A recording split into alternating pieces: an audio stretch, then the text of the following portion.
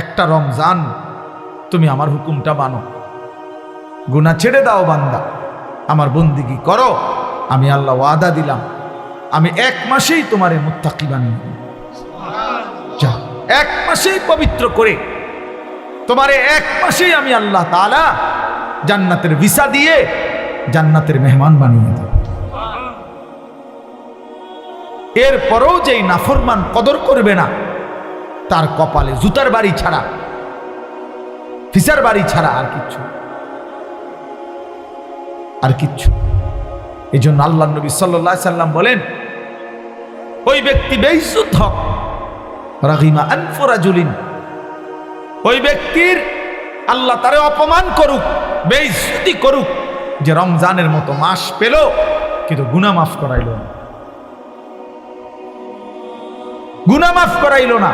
নবীজি লানত দিছে তার, যা তোরে আল্লাহ বেইজ্জতি করুক, তোর চেহারা মলিন হোক, তোর চেহারা ধুলি ধূসরিত হোক। এত বড় রমজান পেয়েও যারা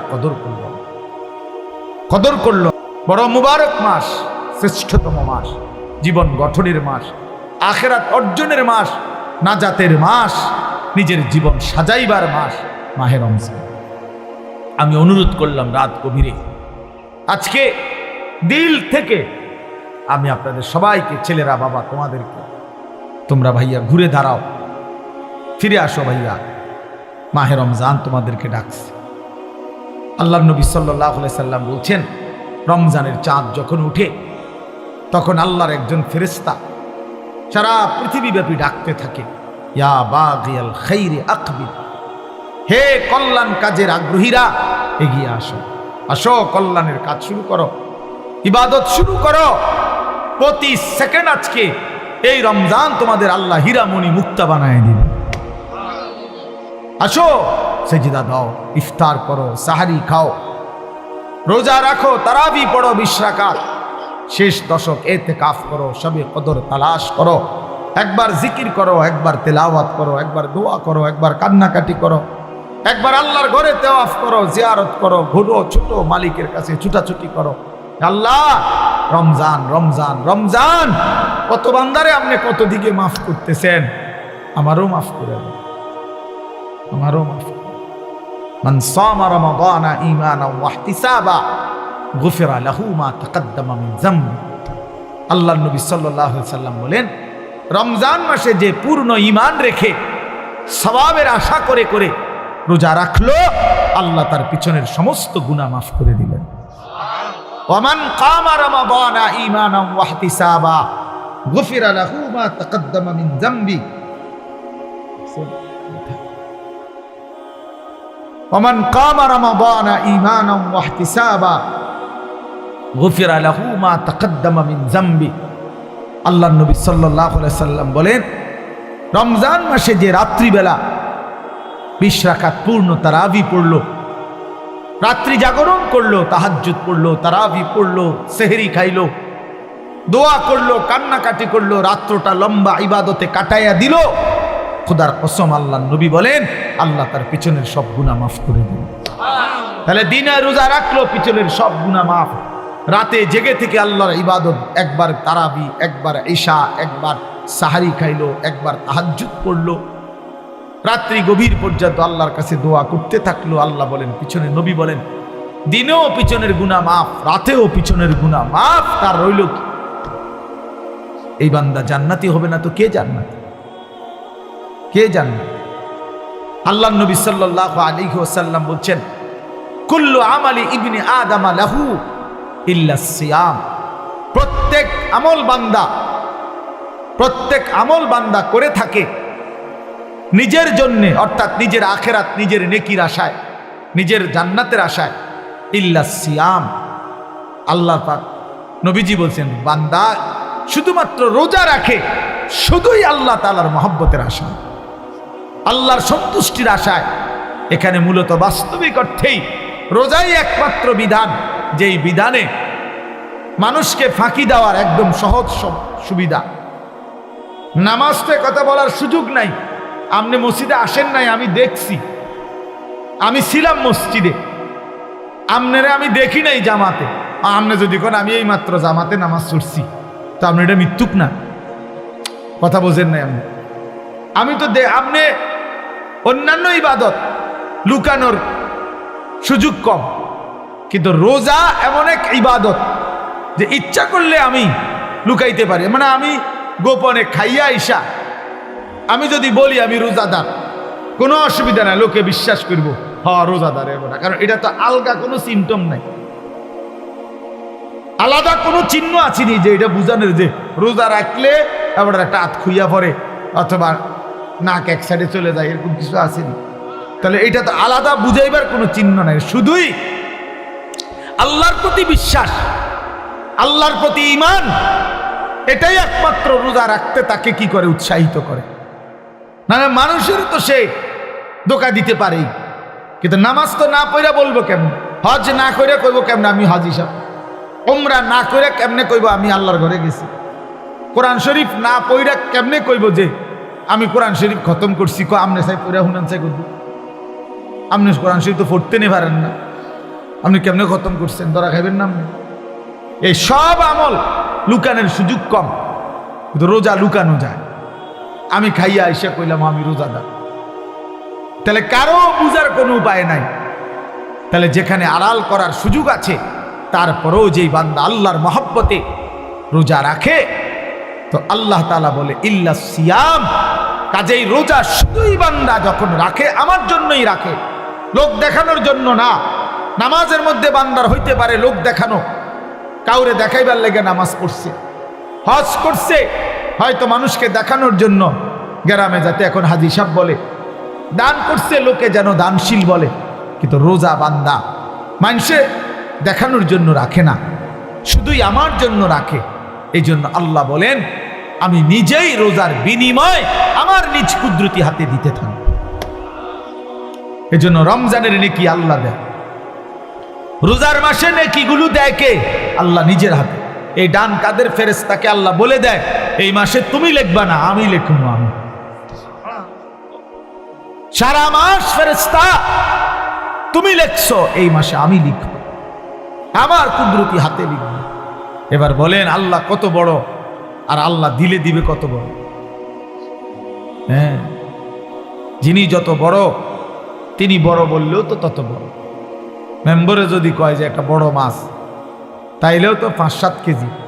চেয়ারম্যান বললে বড় মাছ, বুঝতে হবে এটা 12, 14, 18 কেজি। যে যেমন বড় তার মুখের বড়ও তো অত বড়। আল্লাহ যখন বলছে আমি দেব, সেই দেওয়াটা কেমন দেওয়া দেব, কেমন দেওয়া দেব। এই জন্য আমরা মাহে রমজান, আমার শায়েখ আল্লামা মুফতি মুশতাকুন নবী সাহেব বলে মাহে রমজানের প্রতি ঘন্টা মিনিট সেকেন্ড হীরামণি মুক্তা, হীরামণি। আমি বলছিলাম এবার হুজুরে কিছুদিন আগে, আমি এবছর আবার হজে যাব ইনশাআল্লাহ, আমার বিবি আমার সাথে হজে যাবে। তো আমি বলছিলাম হুজুর রমজানের উমরাটা এবার না যাই, হজে যাব। এমন চোখ রাঙায় মাওলানা বলেন মালিকের ঘরে যাবেন না, এটা বলতে পারলেন? আমি না না না হুজুর যাব না, যাব। মানে এটা এক ভালোবাসার ব্যাপার, মহব্বতের ব্যাপার। এই জন্য বন্ধু আমার, দোস্ত আমার, আল্লাহর জন্য হয়ে থাকা জিন্দিগিটা আল্লাহর জন্য বানানো, এতে করে লোকেও মহব্বত করে, আল্লাহ তাআলাও ভালোবাসে, আল্লাহও ভালোবাসে। আল্লাহ বলে জমিনে আমি সব সময় এমন বান্দা চাই ইউহিব্বুহুম ওয়া ইউহিব্বুনা। কোরআন শরীফ আল্লাহ, আমার জমিনে এমন একদল বান্দা আমি রাখবই, সর্বদাই এমন কিছু মানুষ আমি জমিনে রাখবই যারা আমাকে ভালোবাসে, আমি যাদেরকে ভালোবাসি। জমিন থেকে বান্দা বলবে আল্লাহ আমি আপনাকে ভালোবাসি, আল্লাহ আরশ আজিম থেকে বলবে বান্দা আমিও তোকে ভালোবাসি। বাহ, हम यहां से तुम वहां से, दोनों जानिब से इशारा हुआ। আমি নিচ থেকে তিনি উপর থেকে, দুই দিক থেকে ইশারা। জমিনওয়ালা আসমানওয়ালারে ভালোবাসে, আসমানওয়ালা জমিনওয়ালারে ভালোবাসে, দুই দিক থেকে ভালোবাসা পূর্ণ। তো এজন্য এক মুমিনের ভালোবাসা মাহে রমজান এক মুমিনের অপেক্ষা মাহে রমজান, এক মুমিনের স্বপ্ন মাহে রমজান, এক মুমিনের আখিরাতের পরিকল্পনা মাহে রমজান। মাহে রমজান, রমজান মানে অন্য কিছু কার কাছে? আখিরাতের ভাবনা যারা আছে। আর জিন্দিগি মানে হুদা ভাত তরকারি। আর যে সমস্ত মহিলার জীবন মানে শুধুমাত্র শাড়ি গহনা, থ্রি পিস, নতুন জুতা, নতুন জামা, ওই অপদার্থদের জন্য মাহে রমজান কিছুই না। বেড়ি মনে করে রমজান আইছে, নতুন জুতা কিনবে, নতুন শাড়ি, নতুন গহনা। আল্লাহর ফেরেশতা ডাকে, ও ইমানদার নারী, আল্লাহ রহমত দিতেছে গো, এদিকে আও, নাজাত দিবে আল্লাহ, আসো রমজান, মাগফিরাত দিবে। নাফরমান নারী, অসভ্য নারী, বেপর্দা বেহায়া নারী আল্লাহরে ডাকে, প্রত্যাখ্যান করে ফেরেশতারে বলে, যা বেটা, তোদের রহমত মাগফিরাত নাজাত ইনি তোদেরটাই তোদের আল্লাহর কাছে দিয়া দে। আমার দরকার জুতা, আমি জুতা কিনতে যাই। আমার শাড়ি দরকার, আমার গহনা দরকার, আমার দরকার থ্রি পিস, আমি রহমত দিয়ে কিটা করব, আমি মাগফিরাত দিয়ে করবো কি? আমার দরকার হলো জুতা। এই জন্য পুরাটা রমজান হাইটা হাইটা জুতা কিনে, শাড়ি কিনে, গহনা, সারা বছরও কিনে। আবার রমজান, কি অপদার্থ মহিলা, কি দুঃখজনক কথা। চিন্তা করে দেখে, কোন শয়তান, কোন ইবলিস, কোন দাজ্জাল বুঝাইলো এই আমাদের মহিলাদেরকে যে রমজান মাসে শাড়ি গহনা, থ্রি পিস, জুতা সম্পূর্ণ নতুন কিনতে হয়। খোদার কসম, এটা পৃথিবীর কোনো কিতাবে নাই, কোনো আলেম বলে নাই, কোনো আউলিয়া বলে নাই, কেউ বলে নাই। ইবলিস ছাড়া, শয়তান ছাড়া, দাজ্জাল ছাড়া আর কেউ বলে নাই। এটা দাজ্জালে বলছে, দাজ্জাল, শয়তান ইবলিসে বলছে। তোমরা ছেলেরাও মনে রেখো, ঈদ মানে নতুন কোনো জুতা না, ঈদ মানে ইবাদত। ঈদ তার জন্য খোদার কসম নবীজি বলছে, ফারাহাতুন ইনদা ফিতরিহি, ঈদুল ফিতরের আনন্দ তো রোজাদারের বেটা। হারাম করে আবার ঈদের আনন্দ কি? সুদখোরের কোনো ঈদ নাই, ঘুষখোরের কোনো ঈদ নাই, মদখোর, নেশাখোর, কুট্টাখোর, বাবাখোর, ডালখোর, হারামখোর, ইয়াবাখোর, এই সমস্ত অসভ্যের কোনো ঈদ নাই। তোর আবার কিসের ঈদ? হ্যাঁ, বেহায়া নারী, বেপর্দা নারী রাস্তার পুরুষকে হাইটা হাইটা নিজের শরীর দেখাইছে, নাটক, সিনেমা, নর্তকীর নাচ গান দেখছে টেলিভিশনে, এমন অসভ্য নারীর কোনো ঈদ নাই। তোর আবার কিসের ঈদ?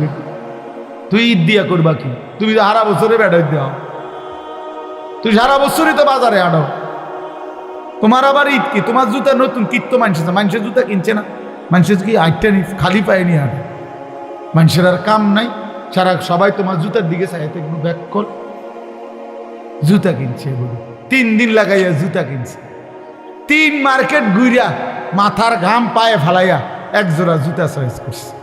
আহ বেউকুফ, আহা রমজান, আহারি রহমত মাগফিরাত নাজাত। আমার শায়েখ বলে, হায় মুসলমান, হীরামণি মুক্তা ফেলে দিয়ে মাটির ঢিলা নিলা, মাটির ঢিলা। রমজান ছিল হীরা মণি মুক্তা। রমজানের 1-1 ঘন্টা আল্লাহরে ডাকলে 70 গুণ গুণা নেকি হইতো, জীবনটা সুন্দর হইতো। করলাটা কি? হীরা মণি মুক্তা ফেলে দিলা, মাটির কতটি ঢিলা নিলা, মাটির ঢিলা নিলা। এক জোড়া জুতা, বাবা কি এটা? একটা শার্ট কি? তুমি আর কোনোদিন শার্ট গাও দাও নাই? তুমি আর কখনো প্যান্ট পরো নাই? তোমার আর কখনো জুতা পরো নাই? আল্লাহর দেওয়া এত বড় রমজান, আল্লাহকে ডাকার কথা। এই জন্য বাবা সবার কাছে অনুরোধ রইল, বিশেষ করে এই আমরা যে কয়জন বসছি, আমার এই এবারের সিজনের এই শেষ আবদার, সবাই আমরা ইনশাআল্লাহ রমজানে আল্লাহর ইবাদত করব, পূর্ণ 20 রাকাত তারাবি আদায় করব ইনশাআল্লাহ। প্রতিদিন, বলো প্রতিদিন ভাইয়া, ওয়াদা করো ইনশাআল্লাহ দিল থেকে। আল্লাহ আপনাকে সাক্ষী রেখে দিল থেকে ওয়াদা করলাম, মাওলা ঈদের চাঁদ উঠা পর্যন্ত তারাবি পড়ে যাব ইনশাআল্লাহ। 20 রাকাত পূর্ণ তারাবি। কয় রাকাত? সবাই বলেন কয় রাকাত? আবার বলেন, আবার বলেন। তারাবি শুধুই 20 রাকাত। তারাবি শুধুই 20 রাকাত। বলেন তারাবি শুধু 8 রাকাত, কোনো তারাবি না। 8 রাকাত বলতে কোনো তারাবি নাই, ধোকা ধোকা। 8 রাকাত বলতে যেই তারাবি বলা হয় এটা ধোকা দেয়, ধোকা দেয়, ধোকা দেয়, ধোকা সাফ। 8 রাকাত তাহাজ্জুদ, 8 রাকাত আছে তাহাজ্জুদ।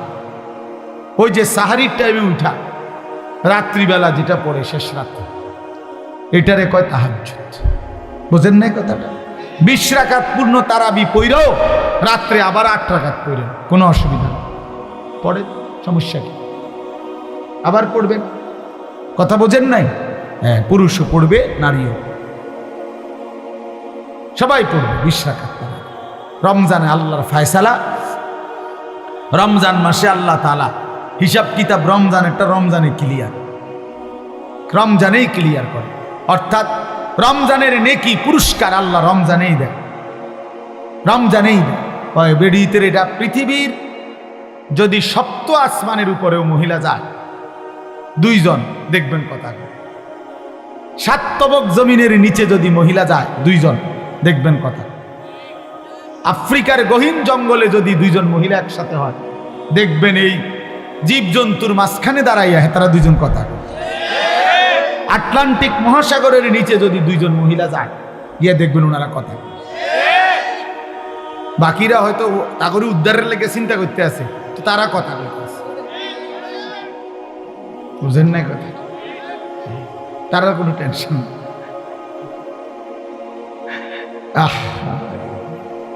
হায় হায় জিন্দিগি রে, এই এক আশ্চর্য। যেখানে যায়, যেখানে কথা, এ ডেকজি মাইজদের কথা কয়, ভাত রাঁধতে কথা কয়, তরকারি করতে কথা কয়, অটোওয়ালার লগে কথা কয়, সিনজিওয়ালার লগে কথা কয়, শুধু কথা, শুধু কথা, শুধু শুধু কথা, শুধু কথা। কোরআনুল কারীমে আল্লাহ তাআলা বলছে, ফালা তাখদানা বিল কওল ফায়াতমা আল্লাযী ফি কলবিহি মারাদ। শ্রোতা আসছে এখন ওয়াজ শুনতে, আমাদের শ্রোতা আসছে নতুন একজন, এই জন্য আবার আমরা প্রথম থেকে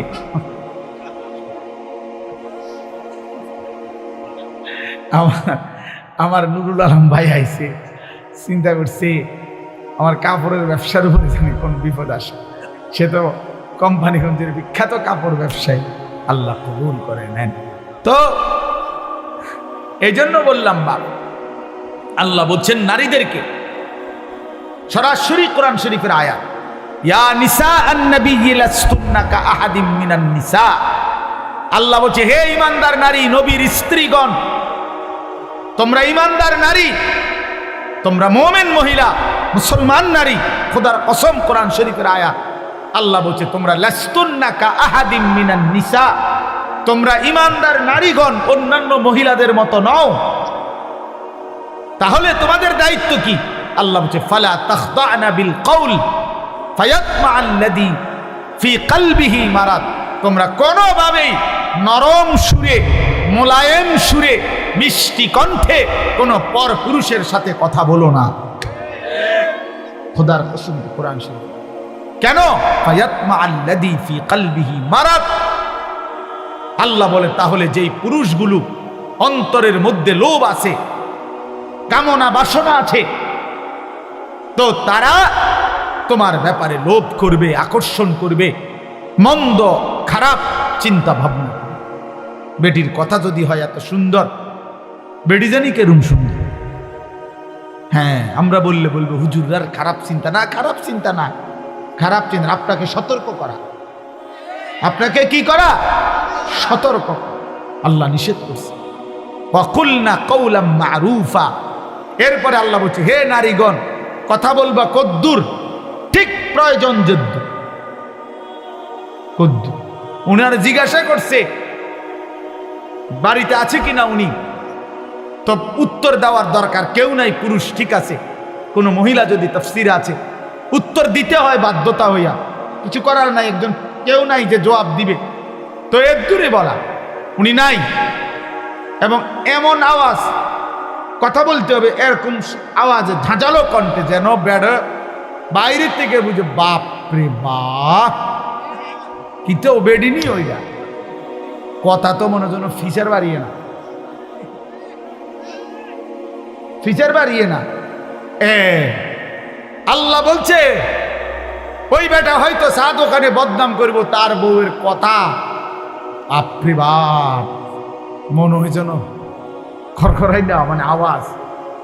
তো মানুষ বদনাম করবে, আল্লাহ তাআলা ওই নারীর ইজ্জত বাড়াবে, আল্লাহ নেকি দেবে, খোদার কসম নেকি দিবে। আপনি কোন সময় আইছেন, আহারে একটু আগে আইলেন না, এরম জানলে তো আমি একটু কইলাম হলে রাখলাম হলে এবারে আয় হারি আমি কইবেন না, আপনি আইবেন ইরিনি কথা, আপনার এত কথা নিয়ে জিনিস। তো আপনি এই সমস্ত ফাঁকনা আলাপ করেন কীর্তেন পণ্ডিত, আপনার বেটি বলছে এগুলো কথা কইতে, এত কথা কইতে, আপনি বলবেন শুধু বেটা নাই, এটা না করবেন,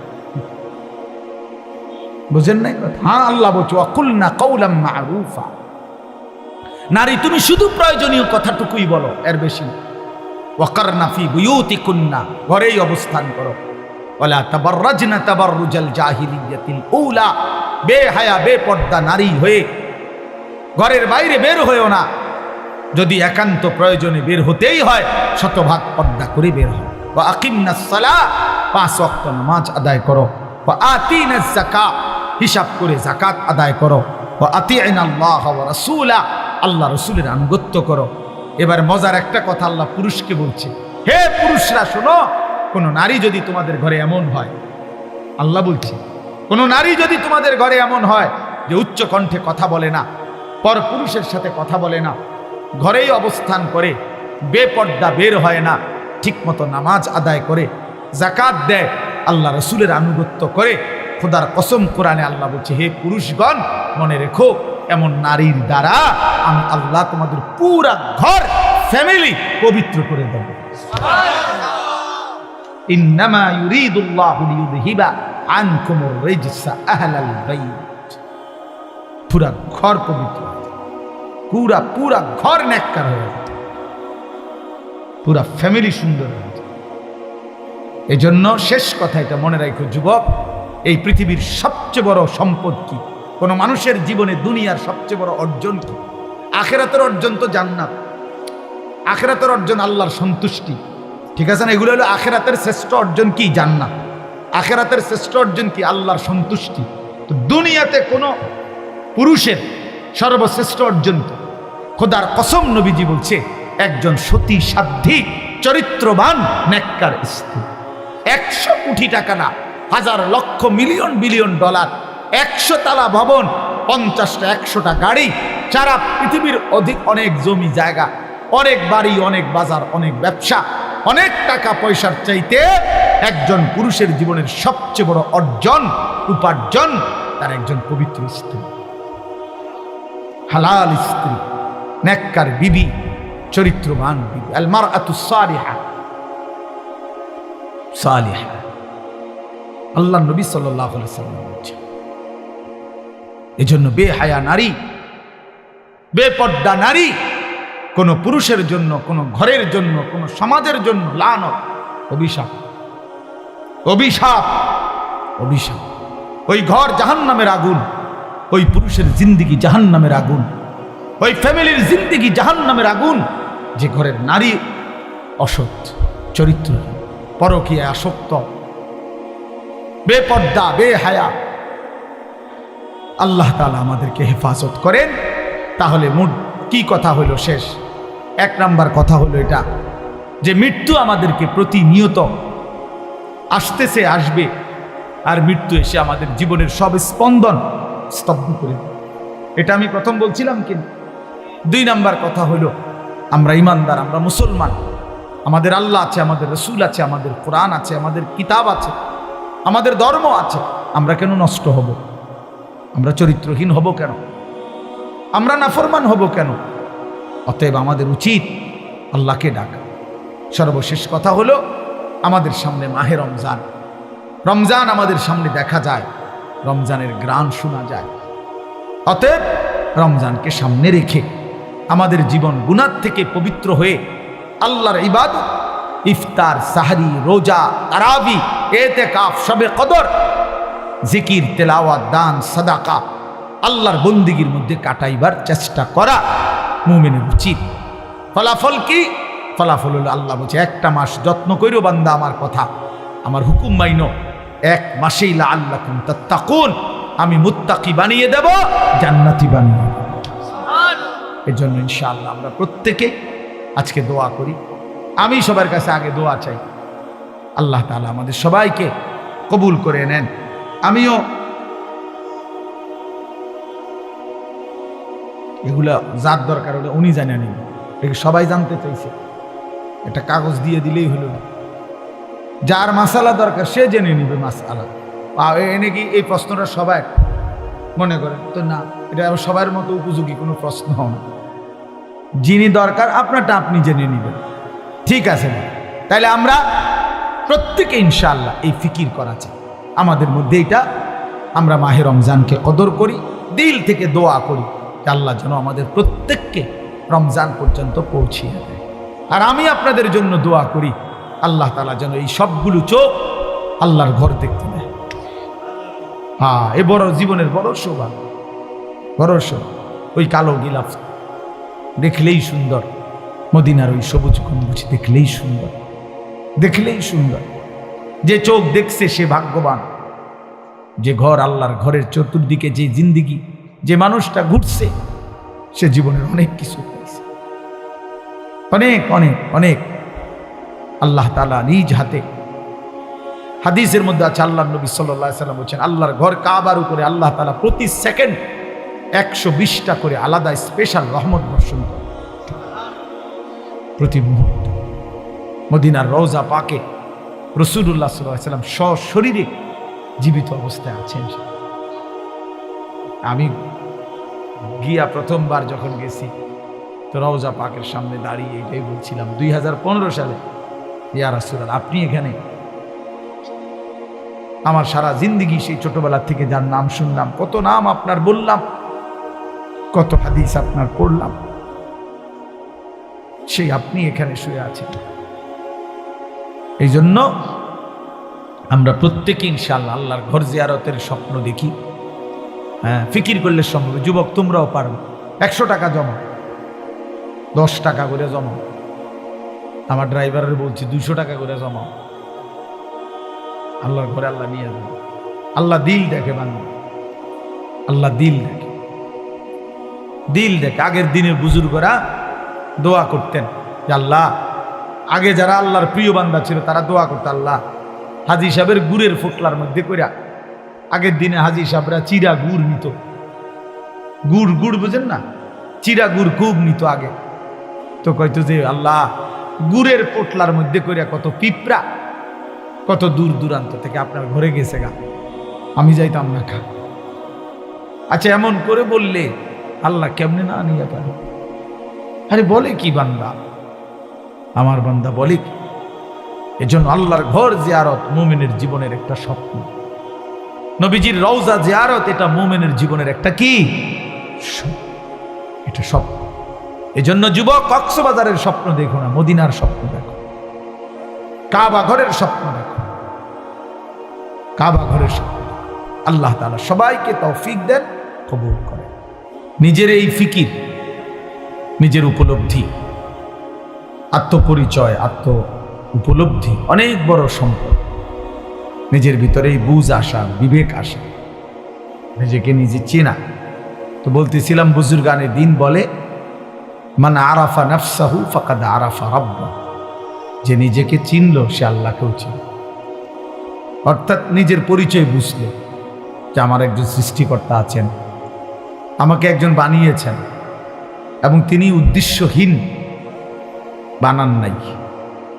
ছোট্ট থেকে ছোট্ট কোনো বস্তু মানুষ উদ্দেশ্যবিহীন এমনি এমনি বানায় না। তো আল্লাহ তাআলা আমাকে বেহুদা বানান নাই, একটি সুনির্দিষ্ট লক্ষ্য উদ্দেশ্যেই বানিয়েছেন। তো এইবার বিবেকবান খুঁজতে থাকে যে আমার আল্লাহ আমাকে কেন বানাইছে, আমার করণীয় কি, বর্জনীয় কি, এবং সেটা পালন করতে থাকে। তো এই জন্য বললাম, নিজেকে চিনা, নিজের উপলব্ধি হওয়া, নিজেকে বুঝা যে আমি একজন মানুষ, আমি একজন মুসলমান, আমার বাবা মা মুসলমান, আমার একজন আল্লাহ আছে, আমার একজন রসুল আছে, আমার একটা কোরআন আছে কিতাব, আমার একটা ধর্ম আছে ইসলাম। এই কথাগুলো বুঝা, হৃদয়ে আসা অনেক বড় নিয়ামত। এতটুকু বুঝ দিমাগ যার নাই, এতটুকু আকল বুদ্ধি বিবেক যার নাই, ওই মানুষ না, আসলে ওই জানোয়ার, ওই আসলেই জানোয়ার। ওই গরু ছাগল কুকুর বিড়াল সাপ বিচ্ছুর মতো কোনো জীবজন্তু জানোয়ার, ইনসান মানুষ না। মানুষ তাকেই বলে যে তার আকলকে কাজে লাগায়, দিমাগকে কাজে লাগায়, বিবেককে কাজে লাগায় এবং উপলব্ধি করে। কোরআনুল কারীমের মধ্যে আল্লাহ তাআলা বলছেন, আফা হাসিবতুম আন্নামা খালাকনাকুম আবাসান, আমার বান্দারা তোমরা কি এই ভেবেছো যে আমি আল্লাহ তোমাদেরকে অনর্থক বানিয়েছি? কিভাবে ভাবলাম? আমি আল্লাহ তাআলা এত বড় সৃষ্টি জগৎ দিয়ে তোমাকে লালন পালন করছি উদ্দেশ্যহীন, রং তামাশা খেল তামাশা, তুমি তোমার মন মতো চলবা, খাইবা, ঘুমাইবা, ফুর্তি করবা, এই জন্যই বানাইছি না আমি? এটা কোনো কথা হইল? এটা তো কোনো সামান্যতম যুক্তিতেও ধরে না। এবং আল্লাহ বলেন, ওয়া আন্নাকুম ইলাইনা লা তুরজাউন, তোমরা কি এই ভেবেছো যে তোমাদেরকে আমি আল্লাহর কাছে ফেরত আসতে হবে না? কি মনে করছো তোমারে ছেড়ে দিছি আমি একদম, তুমি আমার বাঁধন থেকে মুক্ত? না না, আল্লাহ তাআলা বলেন, ইলা রব্বিকা মুনতাহা, তোমার রবের নিকটেই তোমার শেষ ঠিকানা, তোমার শেষ সমাপ্তি তোমার রবের কাছে। ইলা রব্বিকা ইয়াউমা ইদিনিল মুস্তাকার, আল্লাহ বলেন তোমার রব আল্লাহর নিকটেই তোমার প্রত্যাবর্তন স্থল। ইলাইহি তুরজাউন, আল্লাহর নিকটেই তোমরা ফিরে আসবে। ইলাইয়াল মাসির, আল্লাহ বলেন আমার নিকটেই তোমাদেরকে প্রত্যাবর্তন করতে হবে। ইলাল্লাহি মারজিউকুম জামিআ, আল্লাহর নিকটেই তোমাদের সকলের প্রত্যাবর্তন স্থল। তুরাদ্দুনা ইলা আলিমিল গায়বি ওয়াশ শাহাদা, প্রকাশ্য এবং গোপন সব কিছু জানেন সেই মহান সত্তা আল্লাহর নিকটেই তোমাদেরকে ফেরত আনা হবে। এইভাবে আল্লাহ তাআলা একটা আয়াত, অগণিত আয়াতের মধ্যে এই কথা বলছে, বান্দা তোমার আমি ছেড়ে দেই না, তুমি লাগাম ছাড়া না, তুমি মুক্ত না, স্বাধীন না, তুমি আমি আল্লাহর হুকুমের অধীন, তুমি আমার সিদ্ধান্তের অধীন। আমার ফয়সালা ছাড়া তোমার জিন্দেগির একটা হাত পাও, একটা নিঃশ্বাসও আসা যাওয়া করে না। আল্লাহর নবী সাল্লাল্লাহু আলাইহি সাল্লাম বলেছেন, মানুষের প্রতিটা নিঃশ্বাস ভিতরে ঢোকে, বের হয় তো আল্লাহ তাআলার কাছ থেকে অনুমতি নিয়ে ঢোকে, অনুমতি নিয়ে বের হয়, আলাদা আলাদা।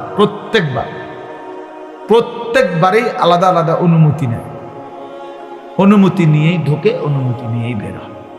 তাহলে আমাদের একটি নিঃশ্বাস আমার আয়ত্তে না, আল্লাহ তাআলার হুকুমের অধীন, হুকুমের অধীন। এই জন্য কোরআন শরীফে আছে, মক্কাবাসী নবীজির কাছে জানতে চাইছে যে মুহাম্মদ বলো তো রূহ কি জিনিস? আমরা বলি না ওনার রূহের মাগফিরাত, ওনার রূহ চলে গেছে। এই রূহ কি? কি চলে গেছে? গোশত পড়ে গেছে নাকি নাক পড়ে গেছে, না কান পড়ে গেছে, না আড্ডি পড়ে গেছে? কি হয়েছে? রূহ চলে গেছে মানে কি? লোকটা মৃত্যুবরণ করছে মানে কি? রূহ কি? আমাদের তো হাত একটা বোঝা যায়, এই যে হাত, এই যে নাক, এই যে চোখ, এই যে কান, তো রূহটা কি? এটাকে হাড্ডি না গোশত না হাত না পাও? তো আল্লাহ তাআলা উত্তর দিছে, কুলির রূহু মিন আমরি রাব্বি, শোনো নবী বলে দেন আপনি বন্ধু যে পৃথিবীবাসী শোনো, রূহ হচ্ছে আল্লাহ তাআলার হুকুম। এইটাই আল্লাহ তাআলার একটা হুকুম অদৃশ্য, এটার নামই হচ্ছে রূহ। আল্লাহর হুকুম হচ্ছে তো সব মেশিন চলতেছে, আল্লাহর হুকুম হচ্ছে তো এক সেকেন্ডে সব স্তব্ধ হয়ে যাচ্ছে, একই মুহূর্তে আর হাতও নড়ে না, পাও নড়ে না, রূহ চলে গেছে। এবার আর জিহ্বারও কোনো স্বাদ নাই, কানেরও কোনো শ্রবণ শক্তি নেই। এমনি তো মানুষ অসুস্থ হইলে সব অঙ্গ একসাথে অচল হয়ে যায়, ধীরে ধীরে দুর্বল, কিন্তু রূহ চলে গেছে, সব কিছু স্তব্ধ। একই মুহূর্তে, একই সেকেন্ডে, এক পলকে সব ঠান্ডা। এবার আর লোকটা হাসেও না, কাঁদেও না, হাঁটেও না, বসেও না, হাতও নাড়ে না, পাও নাড়ে, চোখও খোলে না, জিহ্বাও খোলে না, আর কোনো কিছুর স্বাদও তার নাই।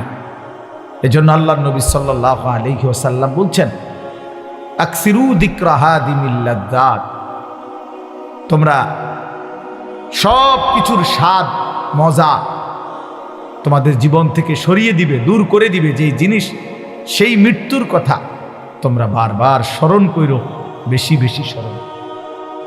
মৃত্যু তোমার সব সুখ, সব আনন্দ, সব প্ল্যান, সব পরিকল্পনা, সব স্বাদ, সব মজা, সব ইচ্ছা আকাঙ্ক্ষা, সব একসাথে স্তব্ধ করে, স্তব্ধ করে দিবে। আল্লাহ নবী বলছে, মৃত্যু এসে তোমারে থামাই দিবে। কুল ইন্নাল মাউতাল্লাযী তাফিররুনা মিনহু ফাইন্নাহু মুলাকীকুম। আল্লাহ বলেন, হে নবী আপনি বলেন, মৃত্যু থেকে তোমরা যেখানেই পলায়ন করো না কেন, সে নিজেই তোমাদের সাথে সাক্ষাৎ করবে।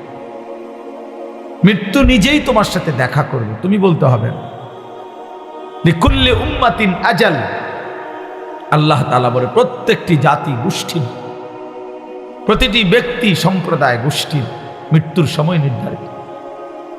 ফাইদা জাআ আজালুহুম, যখনই মৃত্যুর সময় আসবে, লা ইস্তাখিরুনা সাআতাও ওয়া লা ইস্তাকদিমুন, এক সেকেন্ডও আর দেরি করবে না, আগেও আসবে না। এজন্য প্রিয় যুবক, মনে করো না তুমি বৃদ্ধ হবা না। অমিনকুম মান ইউতাওয়াফা মিন ক্বাবল, আল্লাহ বলেন আমি বহু লোককেই বৃদ্ধ অবস্থায় পৌঁছবার আগেই মৃত্যু দিয়ে থাকি। কোরআন শরীফের আয়াত। অমিনকুম মান ইউরাদ্দু ইলা আরযালিল উমর, আর অনেককেই আমি আল্লাহ তাআলা চূড়ান্ত বৃদ্ধ পর্যন্ত পৌঁছিয়ে থাকি।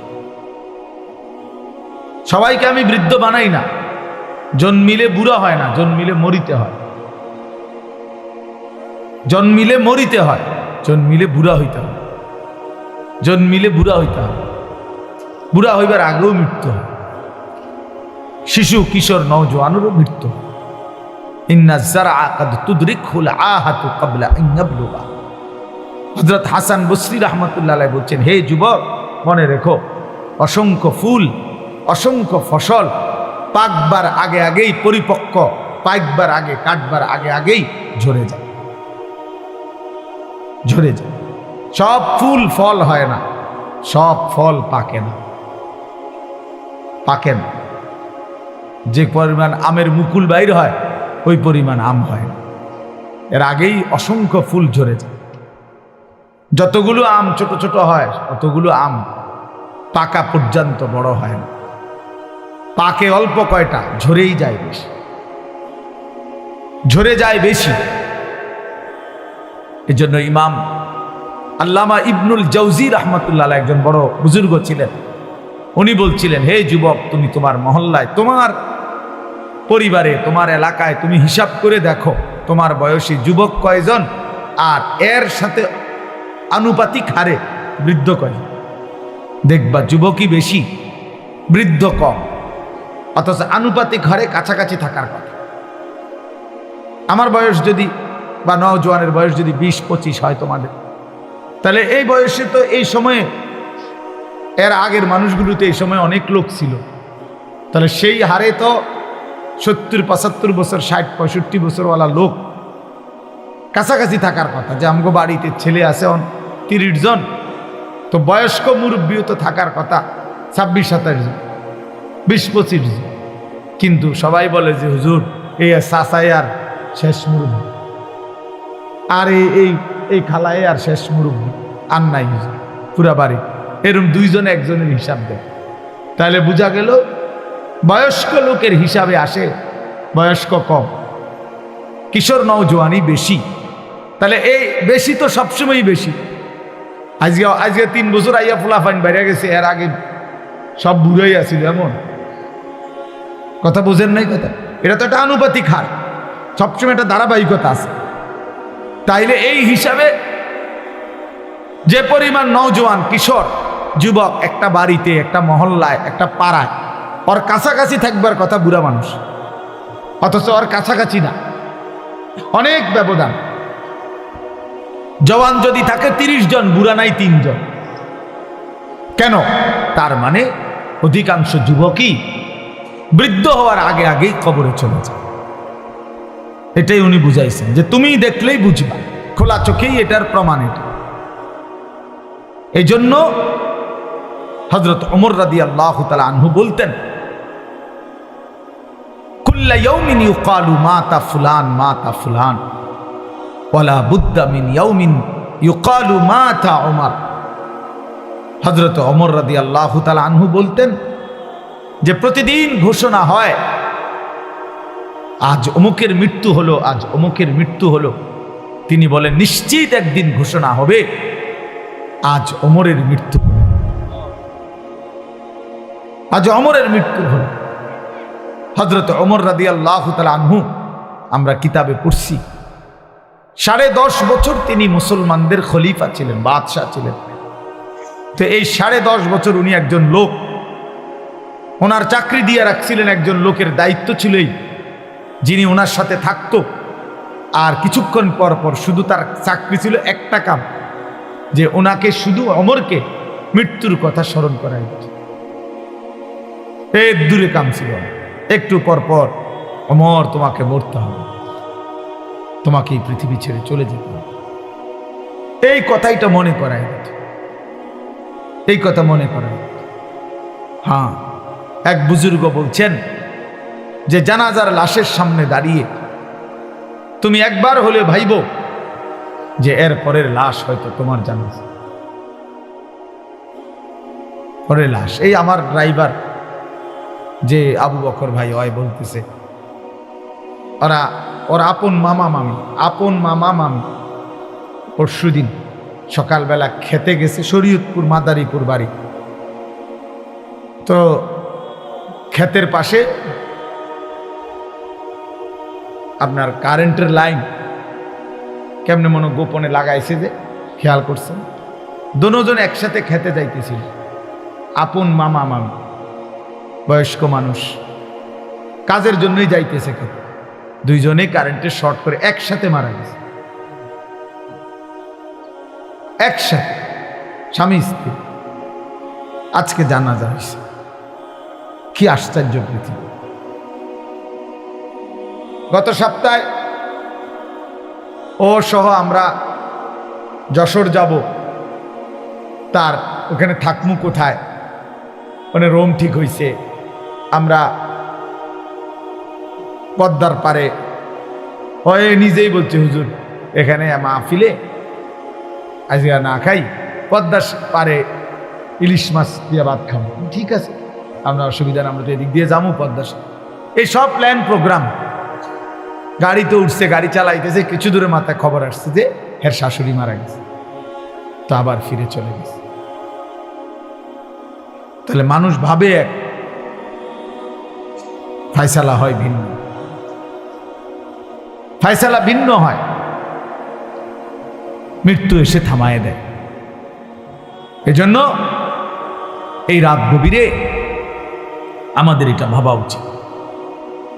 এই নীরবে একজন হলে একজন, আমি আগেই বলছি, শ্রোতা কোনো সমস্যা না, কম না বেশি এটা কোনো, তারার মাহফিলে লোক হইছে, তারার মাহফিলে লোক হইছে না, না লোক হইলেই কি না হইলেই কি, এটা কোনো বিষয় না। 10,000 মানুষ হইলে সফল, 10 জন হইলে ব্যর্থ, এমন কথা কোরআন সুন্নাহয় নাই। মূল বিষয় হলো ফিকির, মূল বিষয় হলো পরিবর্তন, মূল বিষয় হলো সংশোধন, মূল বিষয় হলো আমার বিবেক জাগা, আমার অনুভূতি জাগলো কিনা, আমার ভিতরে কোনো অনুভূতি আসলো কিনা, আমি আসলে কিছু ভাবলাম কিনা। আল্লাহ তাআলা বহুভাবে ফাতাবিরু ইয়া উলিল আলবাব, এই যে কোরআন শরীফ আছে দোস্ত, আল্লাহ বারবার বলছে কথাটা, কোরআন শরীফের কত জায়গায় আছে, হে বিবেকবান ফাতাবিরু, উপদেশ গ্রহণ করো, ফিকির করো। আল্লাহ বলছে সবক নাও বান্দা, উপদেশ গ্রহণ করো বান্দা। আল্লাহ তাআলা নবীকে বলছে ফাকসুসিল কাসাসা লাআল্লাহুম ইয়াতাফাক্কারুন। আল্লাহ বলছে বন্ধু অবিশ্বাসী, নাফরমান, পাপী, পেছনের যেই মানুষগুলোকে আমি আল্লাহ শাস্তি দিয়েছি, আযাব দিয়েছি, ফেরাউনকে, নমরুদকে, শাদ্দাদকে, কারুনকে, নূহ নবীর, লূত আলাইহিস সালামের, হুদ আলাইহিস সালামের জাতিকে, এরকম কত জাতি আমি আল্লাহ ধ্বংস করে দিছি, কত ব্যক্তিকে আমি আল্লাহ ধ্বংস করে দিছি। এই গল্পগুলো, এই ঘটনাগুলো আপনি আমার বান্দাদেরকে শুনান, লাআল্লাহুম ইয়াতাফাক্কারুন, যেন তারা ফিকির করে, ভাবে যে হায়, এ কাজ করেছে যারা, তাদের পরিণতি ছিল এই, আমারও পরিণতি হবে। আল্লাহ বলছে ফিকির, লাআল্লাহুম ইয়াতাফাক্কারুন। আল্লাহ তাআলা বলছে লাকাদ কানা ফি কাসাসিহিম ইবরাতুল লিউলিল আলবাব। প্রিয় ভাই, মনোযোগ দিয়ে শুনলে ভালো। আল্লাহ বলছেন লাকাদ কানা ফি কাসাসিহিম, পূর্ববর্তী জাতিদের ইতিহাসে ঘটনার মধ্যে রয়েছে ইবরাত, উপদেশ, লিউলিল আলবাব, বিবেকবানের জন্য, বিবেকবানের জন্য, যার বিবেক আছে তার জন্য। আল্লাহ তাআলা বলছে ইন্নামা ইয়াতাযাক্কারু উলুল আলবাব, আমার কোরআন, আমার সুন্নাহ, এর থেকে উপদেশ গ্রহণ করতে পারে কারা? যারা উলুল আলবাব, বিবেকবান। আর যে জীবন মনে করছে জীবন মানে ভাত, মাছ, চাল, ডাল, পেশাব, পায়খানা, ঘুম, যৌন চাহিদা পূরণ, লজ্জাস্থানের চাহিদা, শাহওয়াত, কামনা বাসনা, নারী, ছবি, মদ, জুয়া, জিনা, ব্যভিচার, উলঙ্গ দৃশ্য, সুদ, ঘুষ, বাটপারি, সিটারি, 2 নম্বরই, এতটুকুই জিন্দেগি যে মনে করছে জীবন মানে এরই নাম, খোদার কসম সে বিবেকবান না, সে ইনসান না। ওই জীবন মানুষের জীবন না, ওই জীবন জন্তু জানোয়ারের জীবন, হাইওয়ানের জিন্দেগি, ওই জিন্দেগি জানোয়ারের জিন্দেগি। কোরআন শরীফ আল্লাহ বলছে এ যে কয়জন ছেলে বসছো বাবা, তোমরাই ভাইব, যে কয়জন বাবারা বসছেন আপনারাও ভাইব, হিসাব মিলাইন, আপনারটা আপনি, আপনার হিসাব আপনি মিলাইন। সাহিবুল বাইতে আদরা বিমা ফিহি, আরবি ভাষায় বলে প্রবাদ যে ঘরওয়ালাই জানে তার ঘরে কি আছে। আমি তো জানি আমার ঘরে কি কি মাল সামানা আছে, এই পৃথিবীর কেউ না জানলে কি, তাহলে আমার খবর তো আমার আছে। আমি তো কি পরিমাণ অন্যায় আর কি পরিমাণ ন্যায় আমার, আমি কতটা ভালো কাজ করছি, মন্দ করছি, এটুকু বিবেক তো আমার আছে, আমার জানা তো আছে। এটা নিজেরটা নিজে হিসাব। হাসিবু ক্বাবলা আন তুহাসাবু, নবী সাল্লাল্লাহু আলাইহি সাল্লাম বলছে উম্মত, তোমার হিসাব আল্লাহ নেওয়ার আগে তুমি নিজের হিসাব করে নাও। হাসিবু আনফুসাকুম। গতকালকে আমরা 14 গ্রাম যাচ্ছিলাম, আমাদের আগে গাড়ি বিশাল জ্যাম। কি হইল? বলল যে হুজুর একটা ছেলে ট্রাকের সাথে সাইকেল চালাইয়া যাইতেছে, বাড়ি খাইছে, একটা বাড়ির সাথে সাথে 2টা পাও একার ভাঙ্গা, দুটোটা পাও শেষ, রক্তে ভাইসে গেছে। খালাস, এই জিন্দেগি, এই হাসি খুশির জিন্দেগি ক্ষণিকের মধ্যে স্তব্ধ। এজন্য প্রিয় ভাই, তুমি তোমার উপরে যদি ভরসা কইরা গুনাহ করো যে আমার শরীর, আমার যৌবন, আমার স্বাস্থ্য, আমার সুস্থতা, তাইলে ভুল। আমার এইখানে পেটের এই জায়গাটাতে একটা ছোট্ট ফোঁড়া উঠছে আজকে 5 দিন।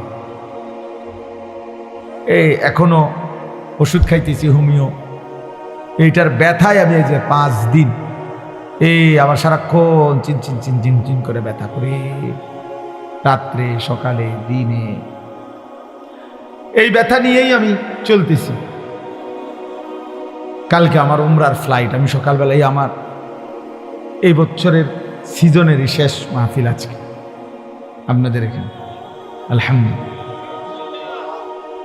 কালকে সকালে আমি 7টা বাজে ইনশাল্লাহ চলে যাব, দুপুরবেলা আমার ফ্লাইট, উমরার ফ্লাইট, মদিনা শরীফ যাব ইনশাআল্লাহ, আল্লাহ যদি না। তাইলে আমার ভাই, তো আমার বলার উদ্দেশ্য হলো এই একটা ছোট্ট ফোঁড়া, এইটা এক সাইডে, আমার বাকি শরীরে সব কিছু ঠিক আছে, কিন্তু এই এক ছোট্ট ফোঁড়ার যন্ত্রণায় আমার সারা শরীরের মধ্যে ব্যথা অনুভূত হচ্ছে, অশান্তি লাগতেছে, অস্বস্তি লাগতেছে। তাইলে প্রিয় বন্ধু, আল্লাহ তাআলা যে আমাদেরকে সুস্থ রাখতেছে, এ তো আল্লাহর দান, এ তো আল্লাহর দান। অতএব কি হিসাবে আমরা নাফরমানি করছি? যারা নামাজ পড়ে না কেন পড়ে না? যারা আল্লাহকে মানে না কেন মানে না? আমার বাবারা, আমার নওজোয়ানরা, যারা আল্লাহ তাআলার বন্দিগি করছো না ভাইয়া, কিসের একটা ছোটখাটো বুঝ করে নিও নিজের লগে, আসলে তুমি কি বুঝাইতে চাচ্ছ?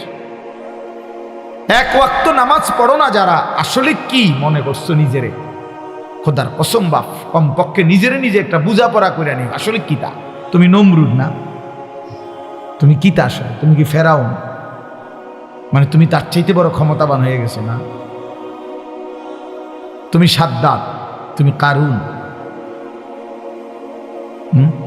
তুমি কি ভাবছো নিজেরে? কি হিসাব করে নামাজ পড়ছো? আল্লাহর সাথে প্রতিনিয়ত এই গাদ্দারি, এর কি কোনো শেষ নাই? কি ভাইয়া, এর শেষ নাই? কথা বলে না, এর কি কোনো শেষ নাই? এই জীবনের কোনো সমাপ্তি নাই তো? এরপরে কি? তোমার এই চুলের ফ্যাশন শেষ পর্যন্ত কতদিন দেখাইবা? শরীরের এই যৌবন কতদিন ধরে রাখবা? অহংকারী কতদিন করবা ভাইয়া? কতদিন? এই জন্য এক বুজুর্গ বলছেন যে, হে যুবক, অন্ধকারে গুনাহ করো না, কারণ জানো অন্ধকার যিনি সৃষ্টি করেছেন তিনি তো তোমাকে দেখছেন। হুয়াল্লাযী খালাকায যালামা ইয়ারানি, তিনি বলেন মনে রেখো, যিনি অন্ধকারকে সৃষ্টি করেছেন তিনি তো আমাকে দেখছেন।